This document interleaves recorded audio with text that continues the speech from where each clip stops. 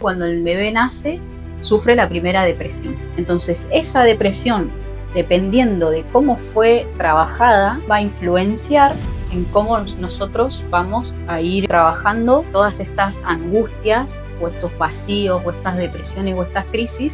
Entonces, si a vos te costó muchísimo todo ese proceso, y más adelante también, y más adelante también, y más adelante también. Buenas, ¿cómo están? Paso por acá en este espacio hermoso que estoy abriendo para hablar un poquito de lo que es mi novela, La Metamorfosis de un Caos. Y se preguntarán por qué estoy haciendo un podcast de la novela. Bueno, no va a ser solamente un podcast de hablar de lo que escribí, sino que va a ser un podcast de muchas respuestas.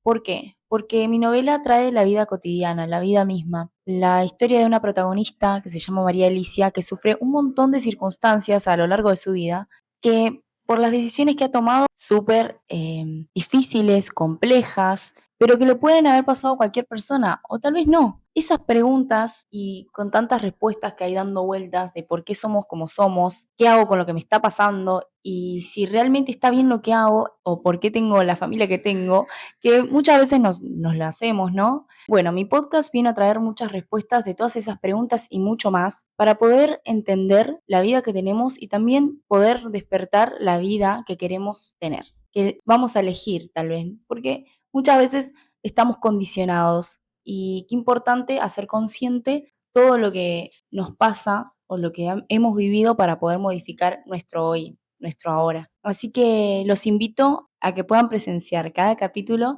que va a estar rodeado de muchos profesionales distintos, tanto psicólogos como psicólogos sociales, como también terapistas holísticos, y vamos a abrir muchas puertas para poder entender y encontrar respuestas. Así que los invito a escuchar el podcast, los invito también a leer mi libro, La Metamorfosis de un Caos, y a presenciar todo lo que viene.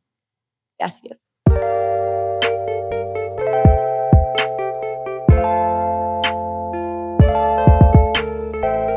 Bueno, estamos acá en este espacio, queremos hablar un poco de lo que es la teoría de la enfermedad única, una teoría pichoniana, y no puedo no llamar a la psicóloga social Diana para que nos cuente un poquito y podamos intercalarlo y también fusionar estas dos teorías. Gracias por invitarme, tenerme en cuenta. Vos sabés que yo soy loca de la psicología social, me apasiona, soy una pesada. Maestra. Cada vez, sí, y aparte que cada vez que alguien dice algo, eso tiene que ver con la psicología social. Y perdón, gente, pero me apasiona, ¿qué crees que haga? Pero bueno, me encanta hablar también de estos temas y además están muy relacionados con la vida cotidiana. Es vida cotidiana y La vida psicología misma social. en todo su esplendor. Sí, tal cual. Cuando hablamos de protovínculo, es inevitable o sea, no hablar de lo que es la teoría de la enfermedad única, ¿no? Y como psicólogos sociales, es algo que nos marca un antes y un después para nosotros mismos, para nuestra vida, cuando lo leemos, cuando lo hacemos una introspección de la teoría, es como wow, wow, wow. Entonces, ¿nos podrías explicar qué es la teoría de la enfermedad única para la gente que no sabe? Bueno, básicamente la teoría de la enfermedad única es una teoría pichoniana también, y habla de que todas las enfermedades que uno va padeciendo durante el transcurso de la vida tienen un inicio. Ese inicio es en ese protovínculo. Ese protovínculo, cuando el bebé nace, sufre la primera depresión. La primera depresión es, obviamente, adentrarse a un mundo desconocido, nuevo, tiene que aprender a respirar por sus propios medios, acostumbrarse a las luces, a pedir la comida cuando adentro estaba calentito y no le sucedía nada, ¿no? Todo esto nuevo para el bebé le genera una especie de depresión. Entonces, esa depresión, dependiendo de cómo fue trabajada, también va a influenciar en cómo nosotros vamos a generar o a ir, bueno, sí, gestionando o trabajando todas estas angustias o estos vacíos o estas depresiones o estas crisis que vamos a ir teniendo a lo largo de la vida. Entonces, vos me estás diciendo que todas las personas, cuando venimos a este mundo, sufrimos una depresión en siempre visto desde la teoría pichoniana, ¿no? Entonces, lo que vos me estás queriendo decir es que todas las personas atravesamos una depresión inconsciente, ¿no?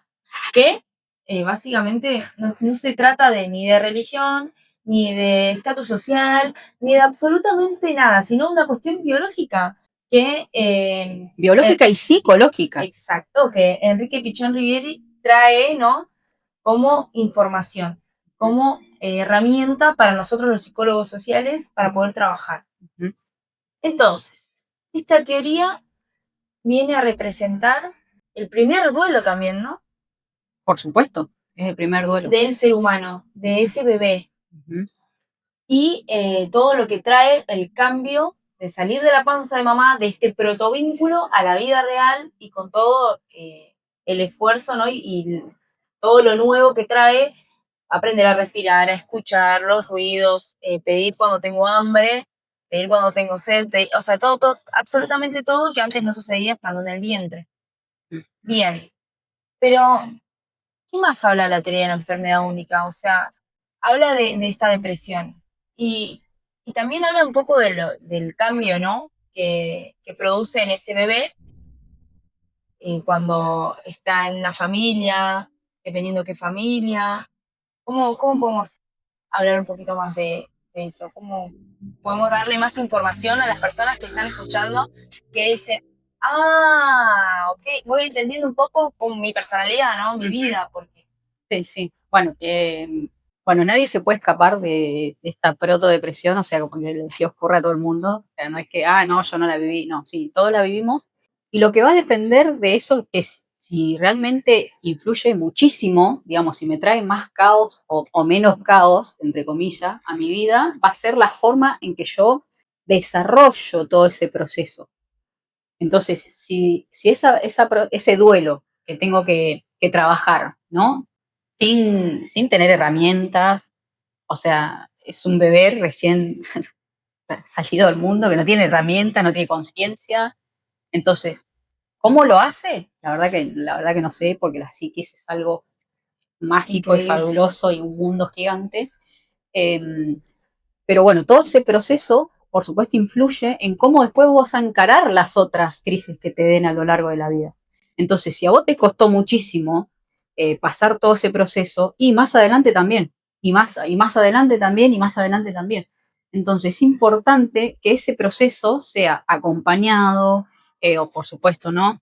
Con esta apoyatura vincular también que habla Pichón Rivier, esta mirada hacia el bebé, es bastante importante que el bebé sea mirado. Muchas veces pasa de que hay madres que tienen bebés y están con el celularcito, que están haciendo una cosa, que están allá y acá, y es importante la mirada, porque eso condiciona en mi reconocimiento de la identidad, en la validación de la persona que soy.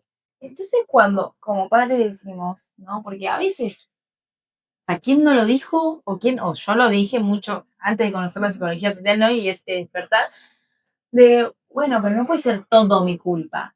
Y es como que a veces es como, no, pero un 80% sí va a recaer en nosotros, ¿no? En cómo gestionamos esta maternidad o paternidad o crianza, porque muchas veces es crianza también, la que viene a cumplir roles, ¿no? Personas que cumplen roles en la vida de ese bebé, que influyen. Entonces, sí, es muy importante tomar mucha precaución de cómo me voy a relacionar yo con ese bebé, desde qué lugar, darle el tiempo, la mirada y que sea visto, ¿no? Volvemos a esto de ser visto, que bueno, en el caso de la novela, la protagonista en todo su historia y en todo el transcurso del relato que yo escribo, no es una persona vista, para nada. No, por eso va en busca de esa identidad, porque no fue mirada.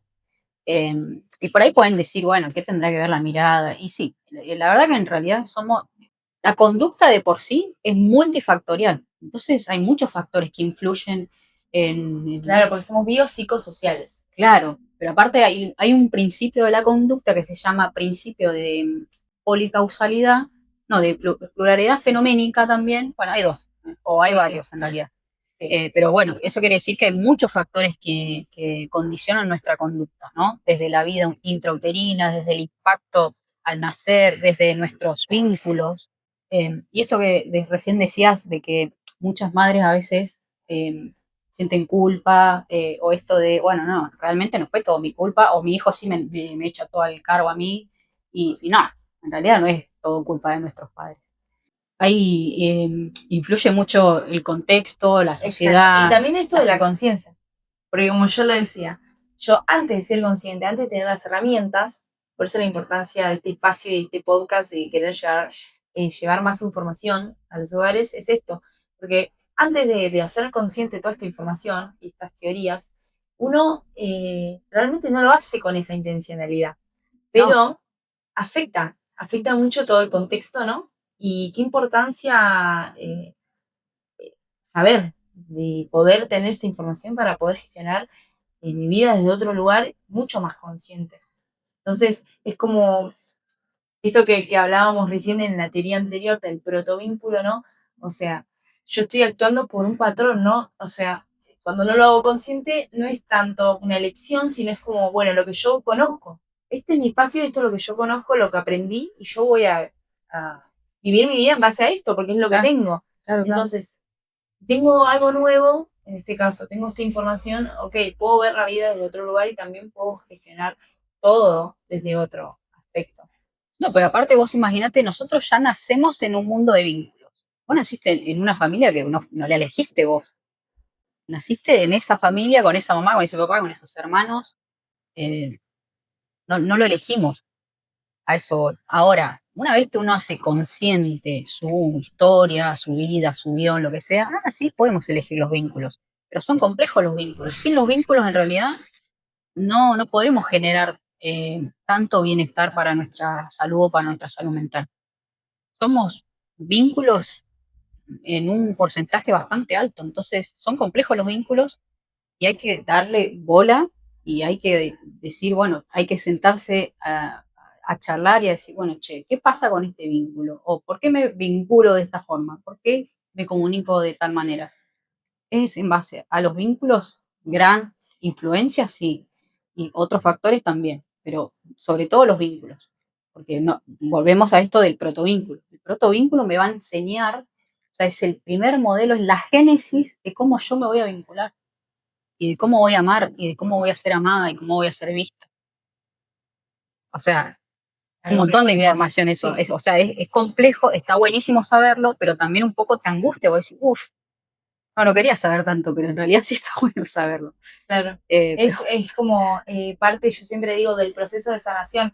Cuando me preguntan, pero bueno, ¿cómo hiciste o cómo haces? Y no es que viene una receta tampoco, y tampoco es algo que vos realmente vas como feliz a hacerlo. O sea, todo lo no, contrario, es como tedioso, angustiante, frustrante muchas veces, y muchas veces también querés fingir demencia, la famosa frase que dijimos demencia, porque es como un montón de información y tanta carga, pero es necesaria, o sea, necesitas sí o sí volver a eso que duele, a eso que molesta, a eso que afecta y a eso que no querés que siga estando ahí, ¿viste? Sin mirar para otro lado y enfocarte para poder limpiarlo, o sea.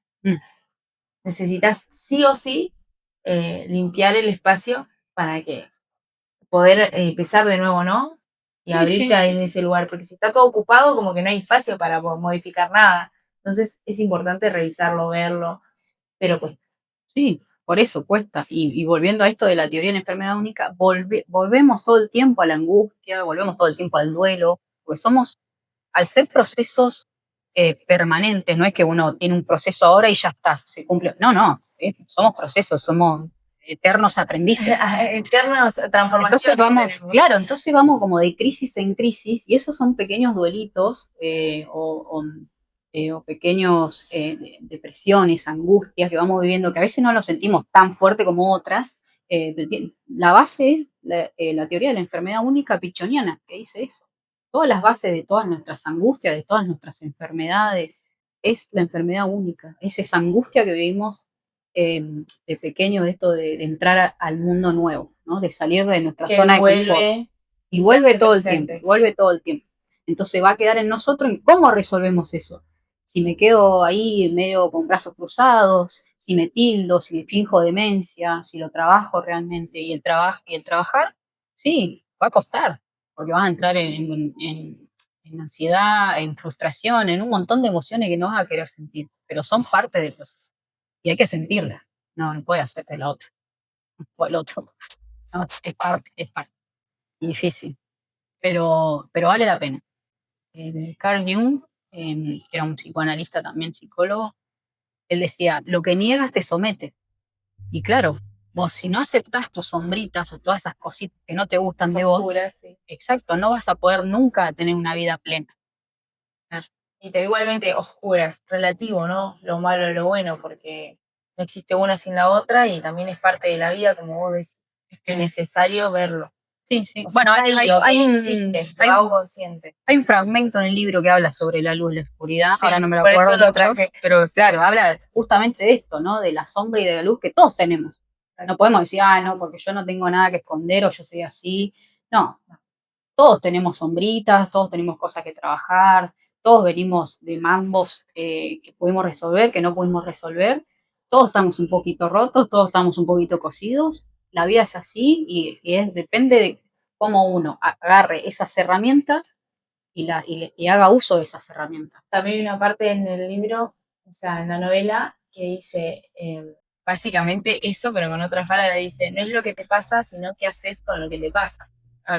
Bueno, nuevamente, gracias por esta información, por este espacio, porque si bien es mi espacio, yo creo que el tiempo también del otro me importa un montón, así que gracias por venir, por compartir tus saberes y por darle mucha información a todos los oyentes. Espero que les haya gustado y espero que puedan responderse también cuestiones que por ahí directamente buscamos, ¿viste?